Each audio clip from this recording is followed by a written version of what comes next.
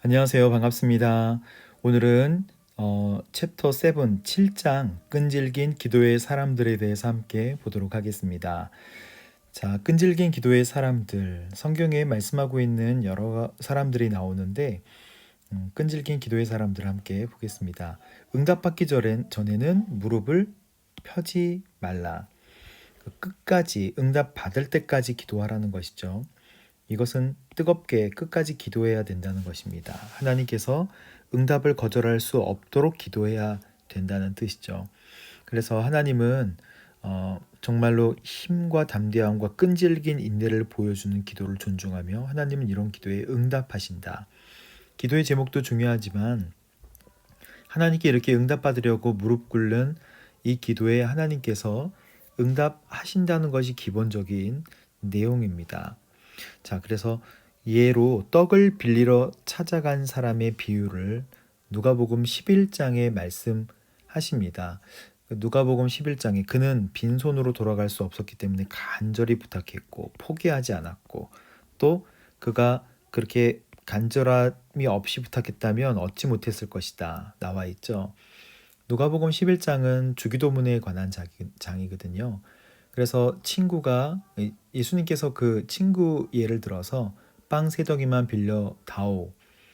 친구라는 이유만으로는 빵을 주지 않을지라도 끈질기게 졸라대는 것 때문에 일어나 필요한 만큼 줄 것이다 라고 예수님께서 말씀하십니다. 그러면서 구하라 너희에게 주실 것이다. 찾으라 찾을 것이다. 두드리라 열릴 것이다 라고 하는 이 유명한 말씀이 누가복음 11장 이 주기도문 장에 같이 나오게 되는 것이죠. 그래서 예수님께서는 이 말씀을 하시고 덧붙이십니다. 너희가 아들이 생선을 달라고 하는데 뱀을 주겠느냐. 그러니까 결국에는 하나님께서 너희 구하는 사람에게 가장 좋은 것으로 아들에게 주듯이 주는데 그게 바로 뭐예요? 성령입니다. 성령. 자, 그리고 누가복음 11장 읽어보면 은혜롭죠. 주님은 하나님께서 앉으신 보좌를 움직이기 위해서는 끈질기게 도전하라고 말씀하고 계세요. 이거 우리가 지어낸 이야기가 아니라 예수님께서 직접 말씀하신 내용입니다. 용기를 내어 절박하게 그 빵 내가 세 덩이 아니면 안 된다. 막 계속 끈질기게 두드리는 것이죠. 하나님의 무한한 능력을 믿습니다. 그리고 우리가 끝까지 기도하기를 기다리고 계세요. 그래서 신령한 자가 자기의 모든 힘과 능력을 기도에 쏟아붓는 것이 끈질긴 기도의 내용입니다. 자, 절박하면서도 끈질긴 기도는 그동안 잠들어 있던 영적인 세계를 깨워서 영적 성전을 다시 중수하게 할 것이며 하나님의 무한한 보고의 문을 끊임없이 두드릴 것이다. 기대가 되지 않습니까? 끈질긴 기도는 그동안 우리가 예전에 어릴 때 느꼈던 또 임재했던 하나님을 다시 뜨겁게 경험할 수 있게 된다는 것입니다. 그리고 끈질긴 기도는 절망을 모르는 소망과 무너질 줄 모르는 믿음을 통해 날마다 새로운 파워를 공급받습니다. 하나님의 때를 기다릴 줄 아는 지혜와 계속 버틸 수 있는 담대함을 가지고 있어요. 정말 강력한 말입니다. 자, 응답받기 전에 그래서 무릎을 펴고 일어나지 않기로 해요. 우리가 기도의 습관도 중요하지만 정말 끊어지도록 기도하는 것, 창자가 끊어지도록 기도하는 기도의 도전도 필요하다는 것이죠. 자, 우리 말씀 구하라 그러면 너희에게 주실 것이요 찾으라 찾을 것이요 두드리라 그러면 너희에게 열릴 것이다. 이 말씀이 마태복음 7장에도 나와 있지만 똑같이 누가복음 11장에도 나와 있습니다. 자, 밤중에 찾아가 간청하는 사람의 비유 이야기가 계속 또 나오죠. 결코 굽히지 않는 용기, 한순간도 포기하지 않는 끈질김, 분명한 목적 의식, 이것은 우리가 기도하는 사람들이 갖춰야 될 덕목입니다. 응답이 지연될 때는 어떻게 할까요? 응답이 오지 않고 뭐가 응답인지 모르겠어요. 늦어지는 것처럼 보일수록 더욱 끈기 있게 기도해야 합니다. 그래서 이 소경의 이야기를 이야기하고 있는데 다윗의 자손이여 우리를 불쌍히 여기소서. 자, 우리가 기도할 때 예수님 앞에 고침받았던 사람들은 우리를 불쌍히 여기소서. 소경도 그렇고 나병 환자도 그렇고 불쌍히 여기소서 굉장히 많이 말씀합니다. 그래서 우리가 기도할 때 우리를 불쌍히 여겨 주옵소서, 긍휼히 여겨 주옵소서라고 기도하는 것이죠. 이 바디메오를 통해 우리는 소망을 걸고 응답을 받을 때까지 그분에게 매달리는 자가 결국 승리한다는 진리를 배우게 됩니다.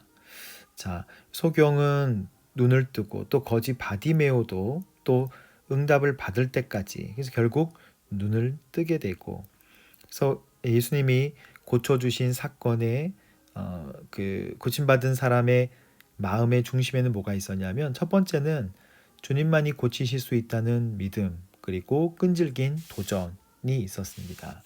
그 체면을 차리지 않는 것이죠. 바디메오는 결국 자기가 원하는 것을 얻어 승리의 기쁨을 맛보았다. 무리가 방해하고 꾸짖는 상황에서 그 끈질김은 더욱 빛을 발하였다. 기도할 때 방해하는 것들이 있으면 우리가 이겨내고 기도해야 된다는 것입니다. 끈질긴 기도의 사람은 믿음이 생길 때까지 간구하기를 쉬지 않는다. 믿음이 지배력을 갖고 약속을 주장하여 응답을 얻어낼 때까지, 자, 끈질기게, 한마디로 그냥 끈질기게 기도해야 된다는 것이죠. 편한 것을 좋아하는 우리는 본성적으로 끈질기게 기도하는 것을 싫어하기 때문에 영적인 나태함에 빠지게 되고 생활에 게을러지기 쉽다. 포기하지 않는 집요함이 중요하다. 또 굽힐 줄 모르는 용기를 가지고 기도에 전념해야 된다라고 이야기하고 있습니다. 용맹스러운 군인은 전투가 격화될수록 전투의 초기 단계에서보다 더욱 큰 용기를 낸다는 것입니다. 자, 그래서 기도의 끈질긴 기도의 모범은 모세의 기도. 자, 그쵸. 하나님과 친밀한 교제를 나눴던 사람. 절대절명의 순간에 진짜 끈질기게 기도에 매진했던 모세 비유로 들고 있습니다. 모세는 하나님께 심지어 하나님의 계획을 바꾸도록 간청을 하는데요. 40일을 밤낮으로 금식하며 죄를 범한 이스라엘 민족을 위해 뼈를 깎는 중보기도를 드립니다. 하나님께서는 모세의 형 아론에게 진노하셨는데 금송아지를 만드는 주도적인 역할을 했죠. 모세가 없는 동안에 금송아지를 만드는 참 미련했던 것 같아요. 그러나 이제 아론을 위해서도 모세가 기도합니다. 만약 그가 기도하지 않았다면 어떻게 됐을까요? 죽음을 면치 못하는 엄청난 재앙이 일어났을 것이죠. 그래서 기도는 하나님의 마음도 움직인다라는 것입니다. 당신이 하나님 앞에서 중보기도를 더 많이 드린다면 당신의 인격이 변해서 얼굴에 빛이 날 것이고 섬김을 실천할 것이며 사람들이 당신을 보고 하나님께 영광을 돌리게 될 것이다. 그렇습니다. 기도하게 되면 결국 하나님께서 뜻에 따라 움직이시고 또 바꿔주시기도 하지만 결국에는 내가 변하게 되는 거예요. 나의 변화가 더 큰 것이죠. 하나님께서 나를 변화시켜서 환경을 바꿔주시는 또 일도 경험하게 됩니다. 자, 첫 번째 정리하겠습니다. 소심한 기도는 응답받기 힘들다. 자, 이건 무슨 뜻이죠? 절박하게 밀어붙이면서 기도해야 된다는 것이죠. 그래서 하나님께 우리의 마음을 뜨겁게 하고 끈질기게 기도에 도전하라. 두 번째, 끈질기게 기도하려면 인내하면서 꾸준히 기도한다.